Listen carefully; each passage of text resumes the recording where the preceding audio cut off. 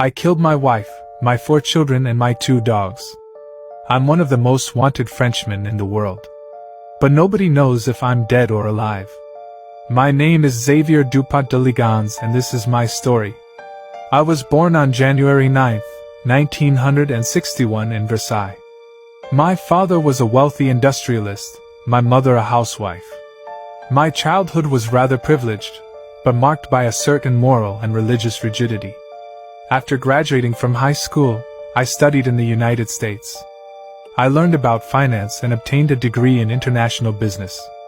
On my return to France, I married Agnes and we had 4 children. We settled in Nantes in 1997. Our life seemed ideal from the outside, but in reality, our marriage was far from perfect.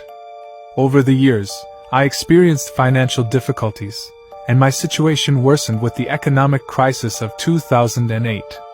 That's when I started to get into serious debt, borrowing money from relatives and banks. I'd go upstairs to my wife and family and tell them everything was fine. I couldn't bring myself to admit to them that I had become a failure. In March 2011, in order not to lose face, I drew up a plan. I took shooting lessons and bought a silencer for my rifle. With the children's help, I bought some land, concrete and large garbage bags to work on the house. On the evening of April 3rd, we went to a restaurant and then to the cinema. That was the last time anyone saw us. The very next day, I sent a note of absence for the children and a work stoppage for my wife.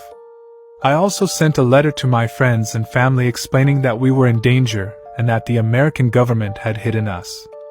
On April 21st, my name made the headlines after the bodies of my wife, Agnes, and our 4 children, Arthur, Thomas, and Benoit, were discovered under the terrace of our house.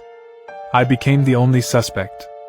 Thanks to my plan, I had already been on the run for several days. I crossed France and was last seen in Roquebrune-sur-Argent, in the south of France. The French and international authorities issued arrest warrants for me.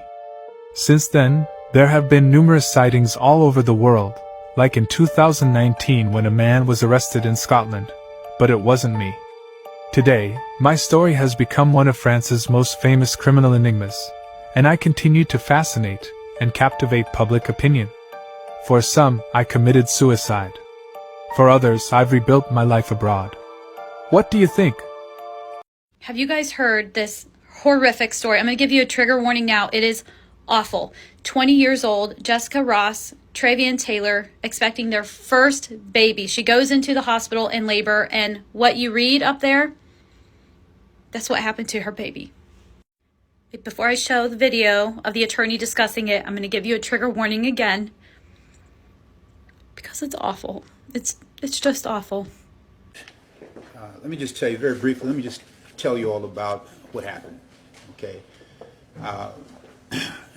On July the 9th, 2023, just a few weeks ago, Jessica and Travion, they were excited. She was 37 weeks pregnant at that time, and they were really looking forward to the delivery of their firstborn child. Her water broke at about 10 o'clock in the morning on the 9th. Appropriately, she went over to labor and delivery over the Southern Regional. They admitted her and put her on an IV and gave her some medicine to basically progress the delivery. She labored for about 10 hours, and then probably around 10, or strike that, about 8:40 in the evening, she was fully dilated, and they told her to start pushing. Well, during the course of the pushing, the baby stopped descending. There's something called a shoulder dystocia, fancy word for saying that the baby's shoulders could not fit through the pelvic girdle. It got stuck by the bone there in the pelvic girdle. That was recognized, and what wound up happening after that is just brutal. Dr. St. Julian came in, and she, in the process of trying to deliver this baby, pulled on the baby's head and neck so hard and manipulated them so hard that the bones in the baby's skull, face, and neck were broken. When Dr. St. Julian finally took Miss Ross to the operating room for a C-section, cesarean section, where they cut the belly and deliver the baby through the abdomen, when the womb was opened, the feet came out, the body came out, and there was no head. The head was stuck in the vagina, and the head subsequently was delivered vaginally. The baby had been decapitated. Dr. St. Julian was grossly negligent for applying ridiculously excessive force on the baby's head and neck. Dr. St. Julian and the nurses at Southern Regional Medical Center, they were grossly negligent for not getting the help of the on-site in-hospital OB in a timely manner. They have a hospitalist obstetrician who's there on site. And when doctors have problems with delivery, the first thing you do is call them and you get help. You get another perspective, another angle. This was not done in a timely manner, negligently. And then also the nurses at Southern Regional Medical Center were grossly negligent for failing to advocate and insist in other capacities that Ms. Ross got a C-section quicker, sooner, in a more timely manner. So those are the allegations that we claim in this suit. We just filed it. We're going to be very, very aggressive with the discovery. We're going to put all of these people who were in the room under oath and find out what they have to say specifically about what happened that tragic, tragic evening. I pray to God this woman wins that lawsuit and everything else. And if you believe in the power of prayer, please send up as many as you can for this family, because as a mother, you go through 9 months of carrying the baby and feeling the baby kick, and you develop that bond and you're so excited. Like, today's the day we're having our baby. And for something like that to happen, I can't even imagine. Pray for this family. If you guys saw the video I posted earlier about Jessica Ross and the hospital decapitating her baby during birth, there's more to the story, and get ready because it's going to put even more fire in your veins. Not only did they fail to tell her what happened to her baby, but they led her to believe that everything was fine for days. And then when the truth came out, they tried to convince her not to do an autopsy and to have the baby cremated. How long did it take Jessica and Trayvon to learn what happened to their child? Attorney Lynch, if you would. This is dealing with the fraud and cover-up. The family went in on the 9th for the delivery of the child. They were not notified of what actually happened until the 13th, a few days later. And that was from the medical examiner? That wasn't? No, that was from the funeral home. That was from the funeral. Yes. Can you also speak to the fact that they were not allowed to hold their child? Yes, they were not allowed to hold their child. The hospital basically said, hey, well, we can't let you hold the child. We can, and my understanding is that they at one time did not want them to see the child. But what they did, the hospital wrapped the child up very tightly so that they could not see what actually happened, and they were able to see the child behind the glass. And let me be more specific. In an attempt to basically misrepresent and miscommunicate to the family, when they wrapped this baby up tightly, they propped the baby's head up on top of the blanket to make it appear as though the head was actually attached when it wasn't. Right. So they actually saw the baby on the day of the delivery? The day that morning, well, the day of the delivery, it's my understanding that same day. So when I say same day, it kind of went from the 9th into the 10th. Right. So the stat C-section was called at about close to midnight. The surgery was over at 3 in the morning. The first conversation that Dr. St. Julian had with the couple was at about 5 in the morning, and that's when there was not total candor and disclosure at that time. The records reflect that Dr. St. Julian came in the next day and the next day after with the intention of actually telling the couple the truth. The couple reasonably didn't want to talk to her at that time, and finally, a day after she was discharged, there was a meeting that occurred 4 days after delivery where Dr. St. Julian came clean. Now, I am a nurse and a mother, and I cannot believe that nobody had the decency to tell this mother what happened to her baby. They all just went along with it. There's a special place for people that could do such a god-awful thing.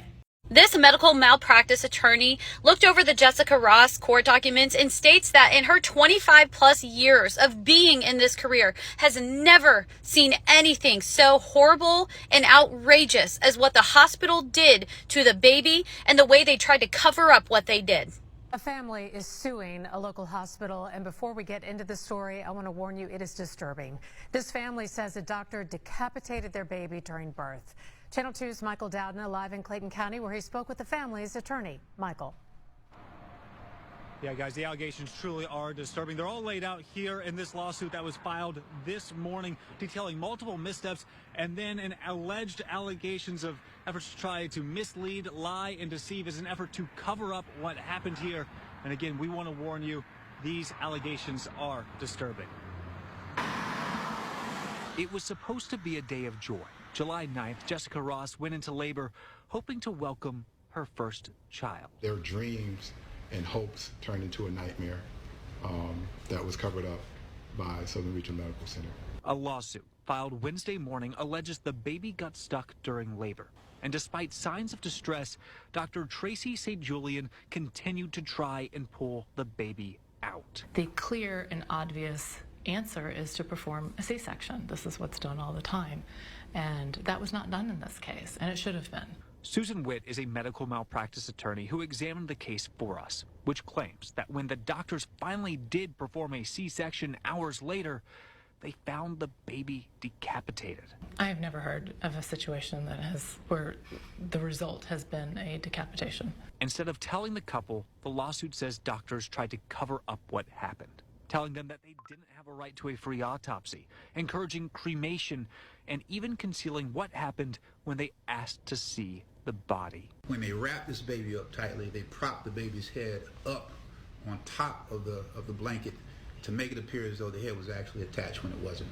That is an attempt to defraud and deceive the family. The family says it wasn't until a funeral home raised the red flag that the parents would learn the truth. 4 days after she first went into labor. I think this is one of the most outrageous situations that I've ever seen in my 25 years of practicing law. Now, in a statement, Southern Regional Medical Center says that Dr. St. Julian is not an employee at their hospital, but they have taken appropriate steps since the incident. Now, they did not clarify what those appropriate steps. Now, as a registered nurse of 12 years, I understand that there is no perfect nurse. There's no perfect doctor. And unfortunately, in the healthcare setting, errors are made. And I get that the doctor didn't deliberately unattach the baby's head during the delivery, but they deliberately decided to hide it from this mother. And a number of people went along with it. And because of that, I feel that not only should they all lose their licenses to practice in a healthcare setting, but they should all face criminal charges for their participation in this disgusting cover-up. So if you've been following the Jessica Ross case, her baby, named after his daddy, would have been 1 month old today. This is a picture that he put on his Facebook on July 12th. And you guys, he has a picture of the baby too. Remember they let them see the baby through the glass? I'm going to show it to you, but I'm going to give you a trigger warning first because you know what's going on under that blanket. Now, you can't tell, but trigger warning. Okay, here he is. Look at his sweet little face. It blows my mind that any healthcare professional or any human being in general could do that and deceive them the way they did. I've gotten some backlash for being a nurse and not defending the hospital, but you know what? Wrong is wrong, and I could never in a million years defend or support people who have it in them to do something so evil and cruel. This family needs justice, and they deserve justice and everything else. Hi. Hello, I'm Trevor McDonald. Hi, Trevor. I'm Addie. Addie? What are you doing here today? I'm just talking. She's doing a little crafting, a little writing. Some cards. You're sending cards out. Mother's Day cards. It's coming up, so we got to get them out. Yeah. Does your mother come to see you here? No. My mother, she lives out of state, so she really doesn't come up here much. She's never come to see you at all? Nope. We just talk on the phone. Yeah. And how long have you been in this prison? Since 2006. 2006? Yes. That's a long time for 7 years. Yeah. Well, it's a long time not only for you but for anybody. Yeah. Yep. How did that come about? I got strong armed robbery charges. So. Strong armed robbery charges. Yeah, that's more for like physical robbery. Like I didn't have a gun or anything. I was fighting, punching, that kind of stuff. What were you robbing? Oh, people. Sorry. It was 3 people. Where was this, in the street? Yeah, we were driving around. We stopped when we seen people walking. We hopped out the car, bum rushed them kind of, beat them up, knocked them down. try to snatch the purses. So you robbed 3 people? Yeah. How much did you take? Oh, it was only $300 from that robbery, so it really wasn't nothing. A stupid decision, not worth anything, especially all these years of my life. When you say from that robbery, you suggest that there were other instances. Yeah, there was. I just didn't get caught, fortunately. How old were you when you started on this, may I call it a career? Oh, well, since I was about 13. School? I went to school up until like 10th grade, then I started fighting, getting expelled, and I just stopped going. I'm actually really smart in school. I always had straight A's, but I just couldn't stay there, always fighting, getting expelled. Why couldn't you stay there? Why did you find the need to fight? What? I just have a really horrible anger problem, so I always let that get the best of me. Even looking at you now, I'm finding it difficult to believe that you are capable of having done that. I'm very much capable of it. Because you're still very young. Yeah, I'm 25. Yeah. And your sentence was? 16 years, do 8.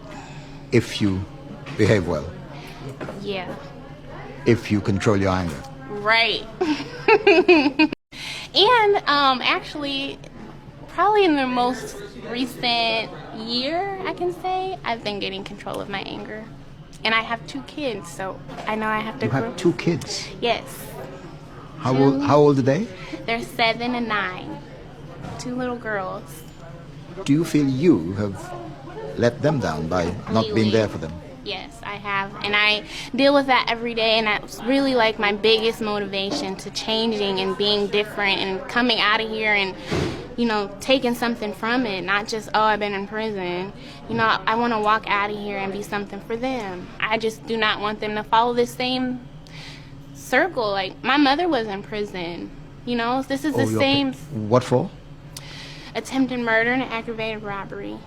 So that was not perhaps a great start for you in your life, was it? No, it wasn't. That's kind of what, you know, kicked everything off. It's mama leaving.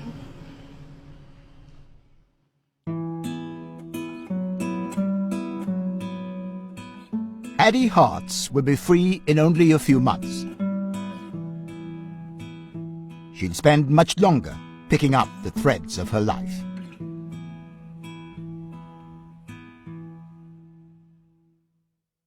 This is the largest women's prison in the state of Indiana. Jones, Fairchild, Andrea Jones, Dean, Rhea, Reuter.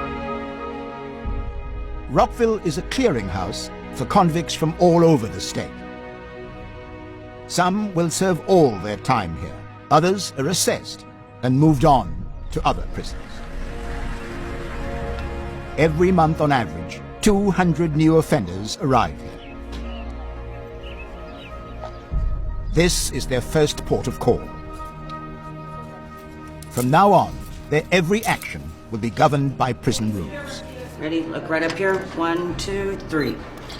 Alright, this paper here tells you we don't allow any sexual contact of any kind between you and staff and you or offenders. Your stuff? Okay. Go over there and get a styrofoam cup, put your name on it.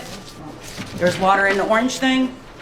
From the way an intake looks when she comes in here, can you tell what she might be in for? No. I don't ever try to guess. Some of them, when you look at them and you look at the offender, it's like you cannot believe that that's what she's here for. You're frequently surprised by what they've done. Very much so, yeah. You would, if you look at, the paper and then look at her and you're going, there's no way. But, yeah. This happened this year. You're not even going to believe this, bro. This girl, I think she just graduated college. Out of college, she was going to be working at Microsoft soon. Damn, that's crazy. Right? So her life was looking hella good. She ends up taking a trip with one of her homegirls to Germany. So they go to Germany and they're just going out there, just as tourists and just to see what's good with everything. This guy, random German dude that's out there. Dude's like, oh, okay, well, yeah, I mean, I know like everywhere out here. You know what I mean? Like if you guys want to see like a cool spot, and they're like, oh, okay, like let's go see what's good with it. He takes the girls to this like bridge, right? And they're just like kind of looking at the stuff, everything like that. While they're all just chilling, looking at the site, he tries to SA the girl, the 21-year-old, because it's her and her friend. Her friend's 22. Her homegirl is like grabbing the and like hitting him and trying to stop him and stuff. Yeah. He's getting so frustrated of like she's not letting me do it. He throws both of these girls off the bridge? a 615-foot cliff, bro. Holy off of, and I'm telling you right now, bro, the craziest shit. Have you guys heard about Timothy Haslett, the man in Excelsior Springs, Missouri, that got arrested last October when he was in the elementary school pickup line because, you know, he's a good dad and he's doing his pickup responsibilities, and a 22-year-old woman escaped. She has been allegedly held at in his home for the last month, and she was wearing only a trash bag, a dog collar around her neck that had a padlock on it, and duct tape. So he was arrested shortly after. That was in October. He has a bond reduction hearing today, which I am going to see if I can get in. But what is crazier than even that part of the story is that there is a woman who was a witness to this that they had been looking for like several months, and they just found the witness's body in a barrel on the banks of a piece of water. When the woman got out and ran to a neighbor's house, she said that her friends were with her originally, but they didn't make it, implying that maybe this is a serial issue. I am distraught that this case has not gotten more attention. Have you guys heard of it? And he looks exactly like you would expect someone to look who keeps women against their will in his home. Hold on. And if you notice the tagline, police visited his house 3 times in the past year. I'm hoping one of those times wasn't while that poor woman was in there and they missed it, because that's giving me very J.C. Dugar vibes, right? Another thing that blew my mind about this case is that his ex-wife, so he had shared custody of his son, and his ex-wife has filed a no contact order and is moving for his visitations to be removed. Well, of course. And he wrote an 8-page letter to the court stating that he doesn't think that that is reasonable. He says preventing him from visiting his child is unreasonable. He would never ever hurt his child, and his child was his only reason for existing. And worth noting is the fact that the letter he wrote, I mean, I hate to give this guy any credit, but it was intelligibly written. I was impressed. How do you wish to plead to murder and the second? Guilty? Yes, sir. The reason I killed her was because he was a child molester. He was my bunkie, and I had found out that he was in prison for child molestation. Really bad case. So that night he was trying to justify why he did it, and I just told him to be quiet, and he would have to leave in the morning to find a new cell. But he continued to talk about it and try to justify it. So he was a little bit bigger than me, so I got down and I hit him in his face a few times, and when he fell, I wrapped a cord around his neck and I took his life. But you did in fact kill him. Oh, sure. And you intended to kill him. Oh, sure, yes. Since this all happened, it's kind of been, people think I'm some kind of hero, well, I'm actually not. I just, did what I thought was best in the time that I was given. I don't feel bad for what I did, I feel bad for maybe the families, his family or something. But as far as remorse towards him, no. I've been getting these emails saying that, it's not my position to judge anybody. And I want to make it quite clear that I didn't judge him. I know God is the only judge we have. I just set the appointment up. Steven Sanderson was given a life sentence to be added to his previous life without parole sentence.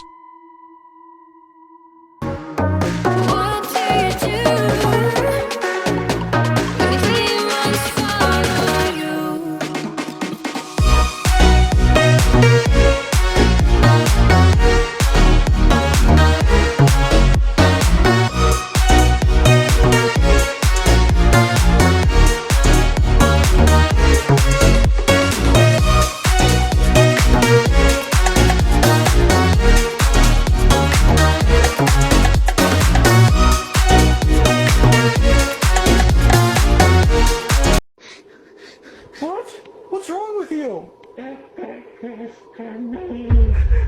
What? It took my daughter.